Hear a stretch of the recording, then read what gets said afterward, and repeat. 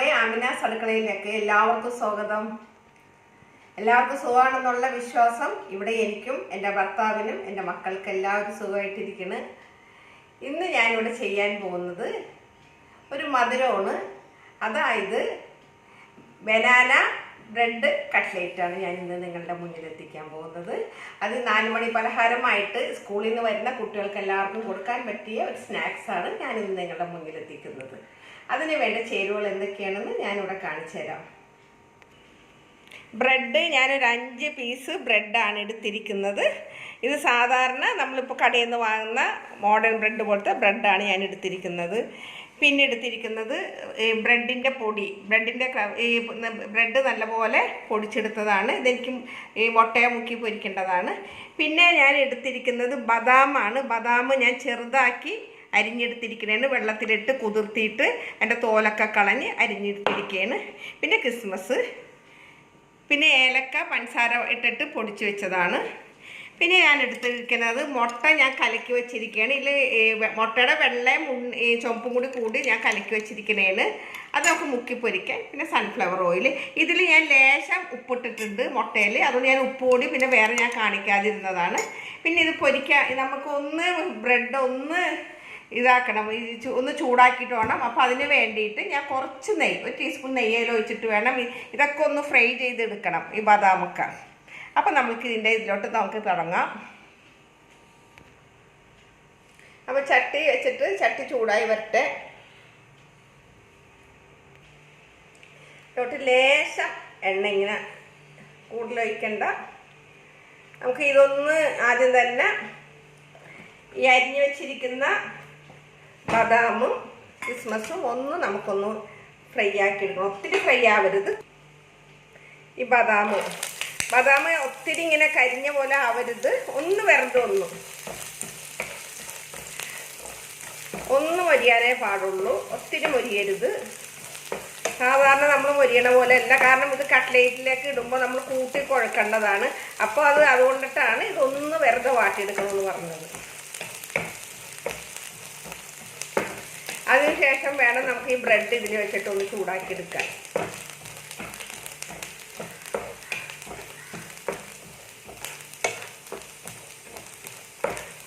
ഇതിപ്പോൾ ബദാം തന്നെ ആവണമെന്നില്ല കേട്ടോ, വല്ല അണ്ടിപ്പരിപ്പായാലും മതി. എൻ്റെ കൂടെ അണ്ടിപ്പരിപ്പ് ഉണ്ടായിരുന്നില്ല, അതുകൊണ്ടിട്ടാണ് ഞാൻ ബദാം എടുത്തത്.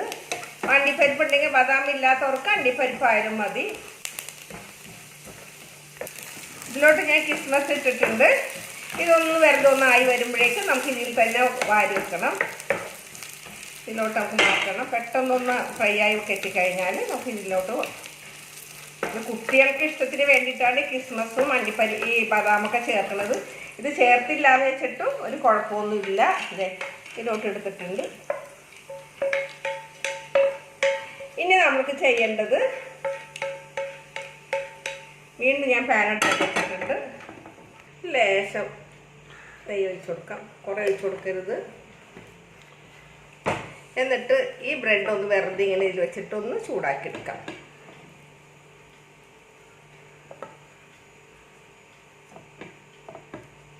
ഇത് നമുക്ക് പൊടിച്ചെടുക്കേണ്ടതാണ്. ഒരെണ്ണം കൂടി ഉണ്ട്, അതും കൂടി ഈ സൈഡിൽ വെച്ച് കൊടുക്കാം. നമുക്ക് കുഴപ്പമില്ല.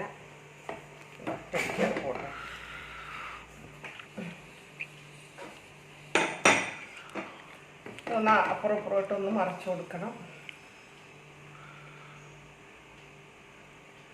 അപ്പോൾ ഇതിപ്പോൾ ഒരു ഭാഗമായിട്ടുണ്ട്. നമുക്കിതൊന്ന് മറിച്ചിട്ട് കൊടുക്കാം.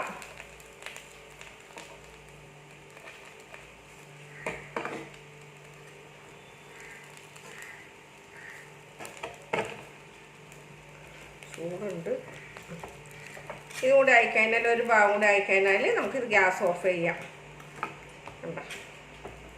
ഇതിങ്ങനെ ഒരുവിധം ഇങ്ങനെ മൊരിഞ്ഞ പോലെ ആവണം. എന്നാലാണ് നമുക്ക് ഇതിലിട്ടിട്ട് ഇങ്ങനെ പഴമിട്ടിട്ട് കുഴക്കണം. ഞാൻ ഒരു കാര്യം വിട്ടുപോയിട്ടുണ്ട്. ഇതിൽ മെയിൻ സാധനം ഞാൻ വിട്ടുപോയിട്ടുണ്ട് നിങ്ങളോട് പറയാൻ. അപ്പോൾ ഇതിൽ നിന്ന് ഞാനിത് എടുക്കുകയാണ്. മൊരിഞ്ഞിട്ടുണ്ട്.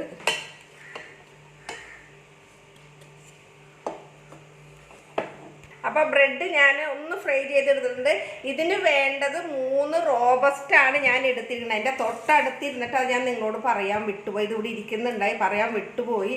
അത് ചില സമയത്ത് എനിക്ക് പലതും ഞാൻ പറയാൻ മറന്നു പോകുന്നുണ്ട്. അപ്പോൾ ഈ 3 റോബസ്റ്റ് ഈ ബ്രെഡ് നല്ലപോലെ പൊടിച്ചിട്ട് ഈ റോബസ്റ്റ് അതിലിട്ട് നല്ലപോലെ കുഴച്ചെടുക്കേണ്ടതാണ്. ഞാനപ്പോൾ ഇപ്പോൾ ഈ റോബസ്റ്റ് തന്നെ ആവണമെന്നില്ല, ഏത് പഴമായാലും കുഴപ്പമില്ല. എൻ്റെ കയ്യിലുള്ളത് റോബസ്റ്റാണ്. ഈ പഴം ഞങ്ങളുടെ വീട്ടിലുണ്ടായ പഴമാണ്. അപ്പോൾ റോബസ്റ്റ് ഉള്ളതുകൊണ്ടിട്ടാണ് ഞാനിതുകൊണ്ട് ചെയ്യണത്. അപ്പം ഞാനിതൊന്ന് പൊടിച്ചിട്ട് വരട്ടെ കേട്ടോ. അപ്പോൾ ഇത് ബ്രെഡ് ഞാൻ പൊടിച്ചുകൊണ്ട് വന്നിട്ടുണ്ട്, കണ്ടില്ലേ. ഇതിൽ ഉപ്പൊന്നും ചേർക്കണ്ട. കുറച്ച് ഞാൻ ഏലക്കാപ്പൊടി എടുത്ത് വെച്ചിട്ടുണ്ട്. ഈ ഏലക്കാപ്പൊടിയിൽ ഇട്ട് കൊടുക്കാം. ഏലക്കാപ്പൊടി പഞ്ചസാര ഇട്ട് പൊടിച്ചതാണ് കേട്ടോ. ഇനിയിപ്പോൾ നമ്മൾക്ക് എടുത്ത് വെച്ചിരിക്കുന്നത് ഈ പഴമാണ്, റോബസ്റ്റാണ്. ഞാൻ കൈയൊക്കെ കഴുകിയതാണ് കേട്ടോ. ഞാൻ ഇത് പൊളിച്ച് കഴിഞ്ഞിട്ട്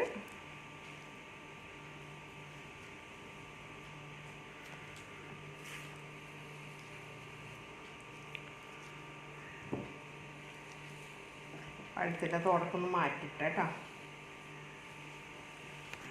ഇതെല്ലാം കൂടി നല്ലപോലെ ഒന്ന് കുഴച്ചെടുക്കണം.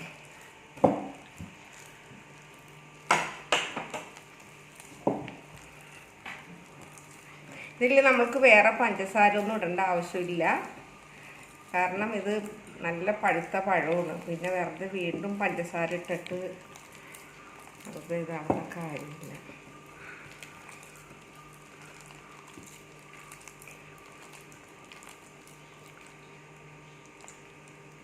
ഞാനിത് വീട്ടിലിടക്ക് ഉണ്ടാക്കാറുള്ള സാധനം.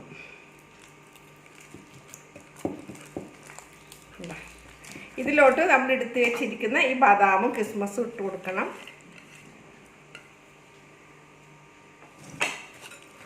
ഇങ്ങനെ നല്ലപോലെ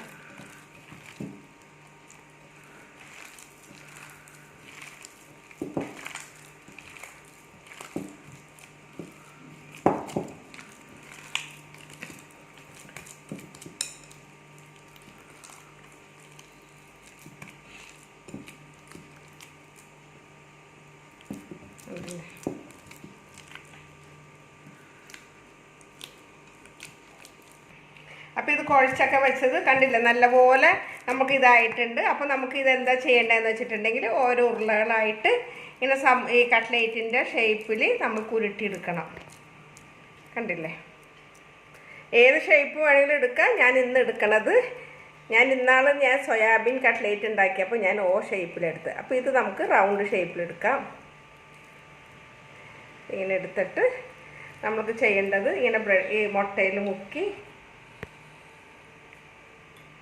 വീണ്ടും നമുക്ക് ബ്രെഡിൽ ഇങ്ങനെ മുക്കണം. അപ്പോൾ നമുക്കിതൊരു പാത്രത്തിലോട്ട് മാറ്റി വെക്കണം.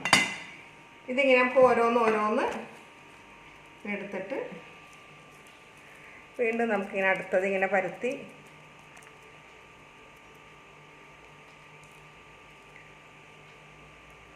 ഇങ്ങനെയൊക്കെയാണ് കുട്ടികളുടെ വയറ്റിൽ ഇങ്ങനത്തെ സാധനങ്ങളൊക്കെ ചെല്ലുള്ളൂ. പഴമൊക്കെ തിന്നാത്ത കുട്ടികളൊക്കെ പറ്റിക്കാൻ പറ്റണത് ഇങ്ങനെയൊക്കെയാണ്. കണ്ടില്ലേ. അപ്പോൾ ഞാൻ ഇതിലെല്ലാം ബ്രെഡ് ക്രംസ് ചേർത്തിട്ട് എല്ലാം ഞാൻ ആക്കി വെച്ചിട്ടുണ്ട്. ഇനിയിപ്പോൾ നമുക്കിത് ഓരോന്നും എടുത്തിട്ട് ഇതിലോട്ട് ചട്ടി ചൂടായി വരുമ്പോൾ, അപ്പോൾ ഇപ്പോൾ മനസ്സിലായില്ലേ, ഞാൻ ബ്രെഡും എന്താണ് റോബസ്റ്റും കൂടി കുഴച്ചിട്ട് ബദാമും കിസ്മസും എല്ലാം കൂടി ഞാൻ കുഴച്ചിട്ടാണ് ഇതുപോലെ ആക്കി ഞാൻ മുട്ടയിലും ബ്രെഡ് പൊടിച്ചയിലൊക്കെ മിക്സ് ചെയ്ത് ഇങ്ങനെ ഇതാക്കിയിട്ട് വെച്ചിരിക്കുന്നത്. അപ്പോൾ ഇതിനിപ്പോൾ നമുക്ക് ചട്ടി ചൂടായി വരുന്നുണ്ട്. നമുക്കിതിലോട്ട് ഒഴിച്ചു കൊടുക്കാം. കുറേശ്ശെ ഒഴിച്ചെടുത്താൽ മതി, കുറേ എണ്ണ ഒഴിക്കണ്ട. കാരണം ഇത് വേസ്റ്റ് ആയിക്കഴിഞ്ഞാൽ പിന്നെ ഞാൻ എൻ്റെ ഒരു സ്വഭാവം വെച്ചിട്ട് പറഞ്ഞാൽ പൊരിച്ച് കഴിഞ്ഞാൽ പിന്നെ ആ എണ്ണ എടുക്കാറില്ല, അത് കളയലാണ്. പൊരിച്ച എണ്ണയിൽ തന്നെ വീണ്ടും വീണ്ടും പൊരിക്കുമ്പോഴേ വെറുതെ അസുഖം വരുത്തി വെക്കണതല്ലേ എന്ന് ഓർത്തിട്ട്. അപ്പോൾ ഓയിലിവിടെ ചൂടായിട്ടുണ്ട്. നമുക്കിതിലോട്ട് ഓരോന്ന് ഇതിലോട്ട് ഇട്ട് കൊടുക്കാം. എൻ്റെ മോനെ പറ്റിക്കണത് ഇങ്ങനെയാണ്, കാരണം പഴം തിന്നൂല. അപ്പോൾ അവനിക്ക് ഇങ്ങനെ ആക്കി കൊടുത്തിട്ടുണ്ടെങ്കിൽ ഇഷ്ടമാണ്. പഴം കൊടുത്തിട്ടുണ്ടെങ്കിൽ പറയും എനിക്ക് തൊണ്ട ചൊറിയണമെന്ന് പറയും, ഒരു പഴവും കഴിക്കില്ല. ഇങ്ങനെ ആകുമ്പോൾ അവനെ പറ്റിക്കാൻ സുഖമാണ്. ഉണ്ടല്ലേ ഇട്ട് കൊടുക്കാൻ.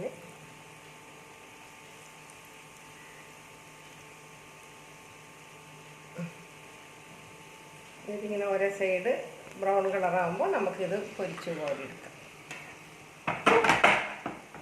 ഇത് പെട്ടെന്ന് തയ്യാറാക്കാൻ പറ്റുന്നതാണ്. പിന്നെ നമ്മളുടെ വീട്ടിൽ അണ്ടിപ്പരിപ്പോ അല്ലെങ്കിൽ ബദാമോ ഒന്നും ഇല്ലെങ്കിൽ അതും വേണ്ട. ഈ പഴവും ബ്രെഡും ഉണ്ടെങ്കിൽ ഏലക്കപ്പൊടിയും പൊടിച്ചിട്ടിട്ട് കുഴച്ചെടുത്ത് ചുട്ടാലും മതി, പൊരിച്ചാലും മതി. ഇപ്പം എല്ലാവരുടെ വീട്ടിൽ ഇതെല്ലാം ഉണ്ടാവണമെന്നില്ലല്ലോ. അപ്പോൾ അതൊന്നും ഒരു വിഷയമല്ല. നമ്മൾക്ക് അതില്ലാത്തവർക്ക് ഇങ്ങനെയും ചെയ്യാം. നമുക്ക് ഓരോ സൈഡ് മറിക്കാറായിട്ടുണ്ട്.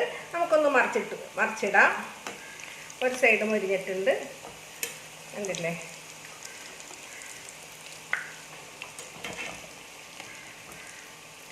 ചിലത് കളർ മാറിയിട്ടില്ല. ഈ പാത്രം പെട്ടെന്ന് ചൂടാവുന്ന പാത്രമാണ്. അപ്പോൾ അതുകൊണ്ട് നമുക്ക് പറഞ്ഞ നേരം കൊണ്ട് ഇത് മൊരിഞ്ഞ് കിട്ടും.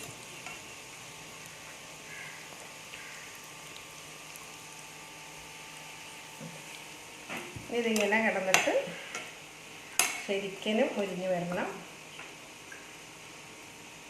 അപ്പോൾ രണ്ട് സൈഡും കണ്ടില്ലേ കട്ട്ലേറ്റ്.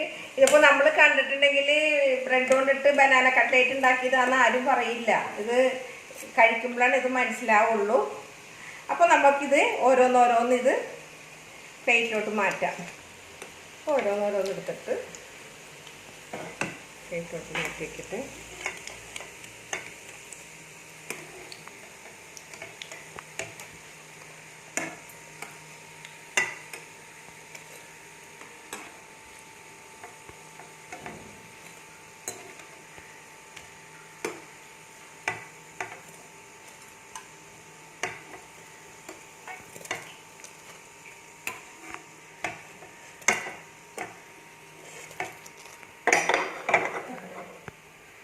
ഗ്യാസ് ഓഫ് ചെയ്യണം.